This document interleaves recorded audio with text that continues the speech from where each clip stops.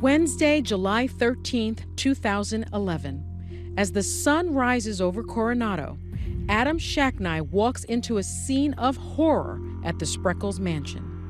Adam was the one who came out of the guest house sometime after 6:30, and he saw Rebecca's body hanging from the balcony. He called 911. Fire on emergency, what are you reporting? Yeah, I got a girl hung herself. It's on Ocean Boulevard across from the hotel, same place that you came and got the kid yesterday. Okay, sir, is she still alive? I don't know. Okay. Sir, are you there? Are you alive? Oh. Hello? Adam is able to cut Rebecca's body down, and he desperately tries to resuscitate her. Is she beyond help? Well, give me some. I'm compressing her chest right now. Okay, listen to me. Help is coming right now, okay? But by the time help does arrive, it's already too late. Rebecca Zahau is dead. Her boyfriend, Jonah Shacknai, is at the hospital where his son Max is in critical condition. He receives an urgent text from his brother Adam to call him. And he told me that Rebecca had taken her life. And I said, what?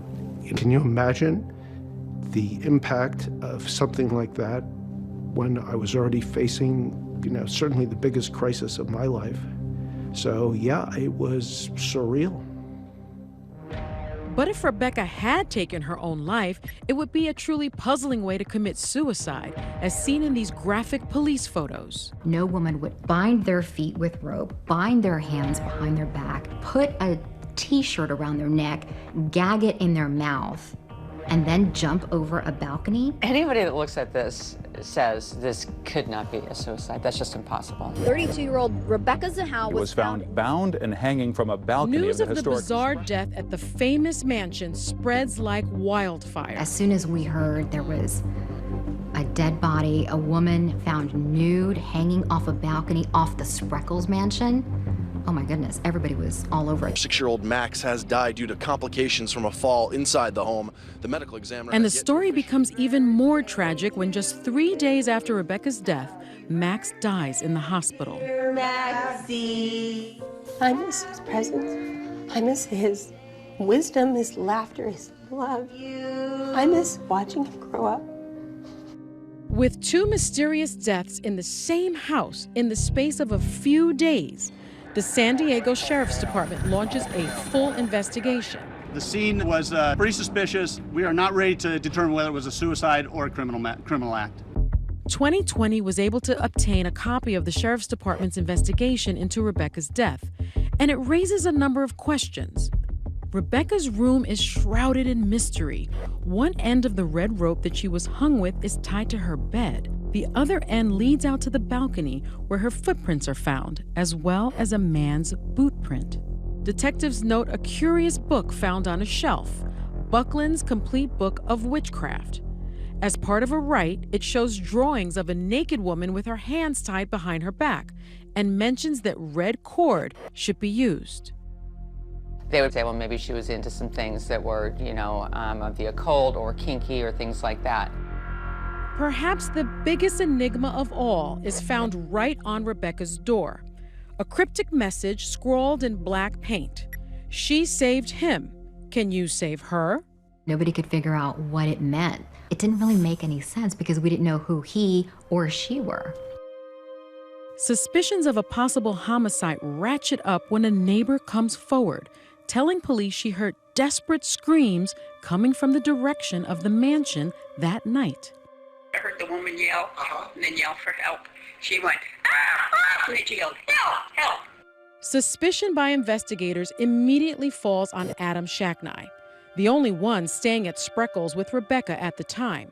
Look straight ahead. To remove suspicion, Shacknai agrees to take a police lie detector test the very day he found Rebecca's body.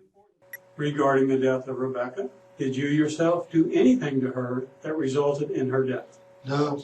Shacknai neither passes nor fails the test. You could have done a whole lot worse on the test. Could have done a whole lot better, too, but based on what I've got here, we're kind of in that inconclusive range, which really doesn't bother me that much. Not much is known about the younger brother of millionaire tycoon Jonah Shacknai. I think he definitely has a different personality than Jonah. I mean, it probably might be hard to be Jonah's brother, but he really has carved out his own niche. I love you, Uncle Adam. Adam is a very nice guy. He's the captain of a tugboat. He wakes up and his life has changed forever just because of where he was. The wrong place at the wrong time. But what about ex-wife Dina?